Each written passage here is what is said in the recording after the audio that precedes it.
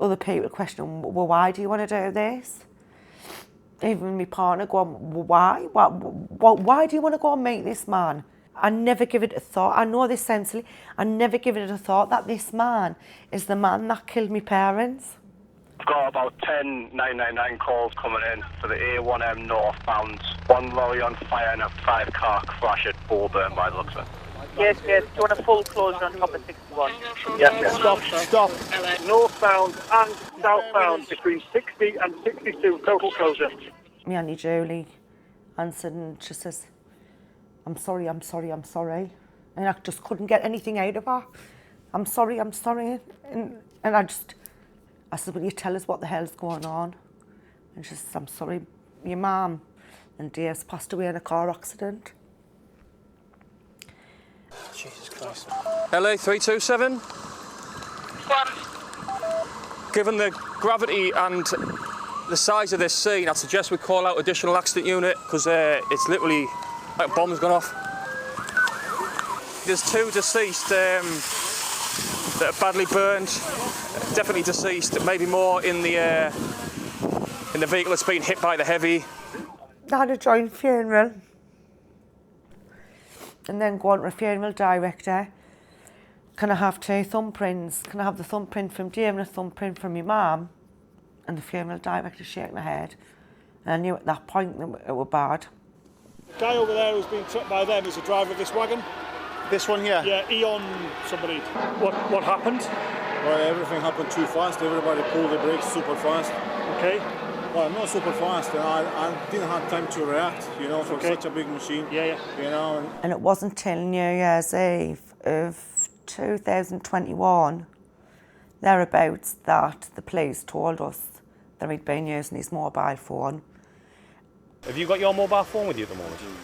Could I take that from you, please?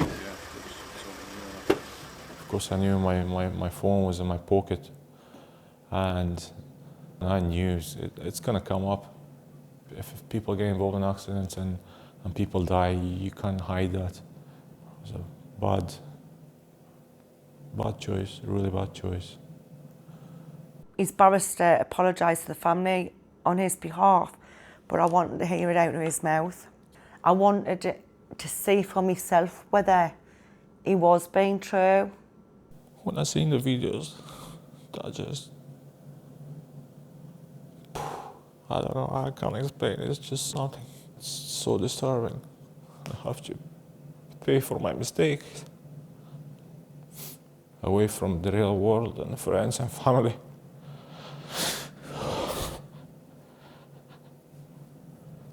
I never had a chance to apologize, to say sorry to anybody who they lost their loved ones. People who are injured and they have to suffer with backflashes and injuries for the rest of their lives. It's hard. It's really hard to accept that. Plus, living for the rest of your life with that in your head is not easy either. You can cry as much as you want in a documentary, you can cry, but is that genuine? That's what you're questioning all the time. Is this genuine? Is this remorse genuine? And until you see it and hear it for yourself, you can't pass judgment on that.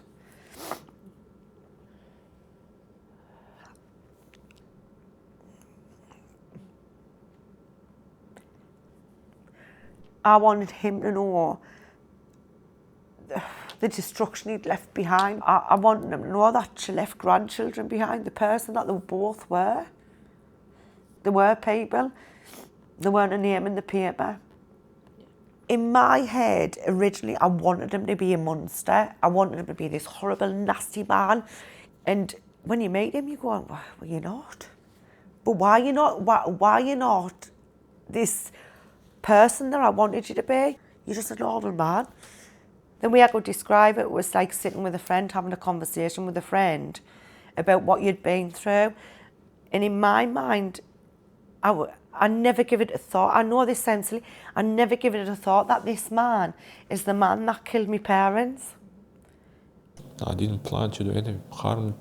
I didn't plan to, it was just another day in my work, but just, it didn't meant to be like this, I'm so sorry. In another lifetime, we could have been friends. There was no aggression in the conversation that we had. It was an accident.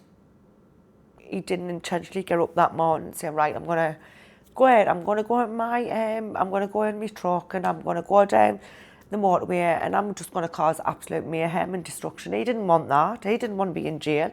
He didn't want to kill 3 people and injure 2 girls and kill a dog. You know, he's approximately my age. And if I can't sit down and have an adult conversation with a person who's not a psychopath, who's just a normal guy who made a mistake, I've sat across and had an adult conversation with a person that's made a mistake, albeit a really bad one. Well, we're not all perfect. I felt as though weight had been lifted off my shoulder because I was able to forgive him. And from day one, I said I didn't hate him. And I chose not to hate him simply and solely because hatred, if you carry hate with you, it weighs you down. It was just like a release. It was over. I'd done everything I possibly could. I couldn't bring my mum and dad back, and I know, and I'd said this to him as well. I said, if my mum and dad were here now, they'd have give you a cuddle. They would want us to do this, and they would have forgiven you as well. So, and I got the opportunity, and I shouldn't want to make him feel better, but I also didn't want him to carry this burden with him. And I also said, I cannot sit in front of you and honestly say I have never used my phone whilst I've been driving prior to the accident, because I have, and I'd be a liar if I said otherwise. And he got caught in a massive way. And he's got to live with that. He's got to fall asleep at night. He was at that scene. He got to see everything. He's got to close his eyes at night and remember everything. I seen that documentary. I watched his cab detach and roll down that A1 while it was a light. And he come out that unscathed.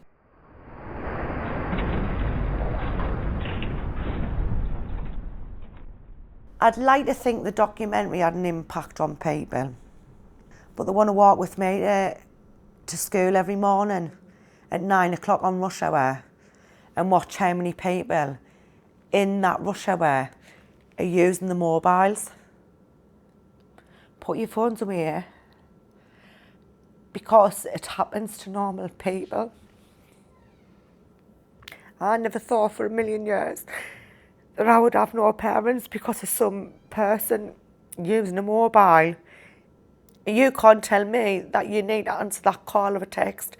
And if it's important, pull over. You're not only putting other road users at risk, you're putting yourself at risk. And the last thing you want is for your family to get that phone call to say that you're either locked up because you've killed somebody or that you're actually dead because of your use of mobile phone whilst driving. The time's 18:59 and you're under arrest for causing death by dangerous driving, all right? You do not have to say anything. And do you know something?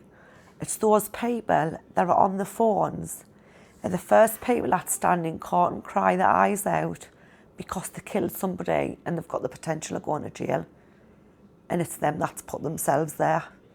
And you've got family members behind that's picking all the pieces up of the destruction that they have caused because they chose to, for 2 seconds, send a text or ring somebody.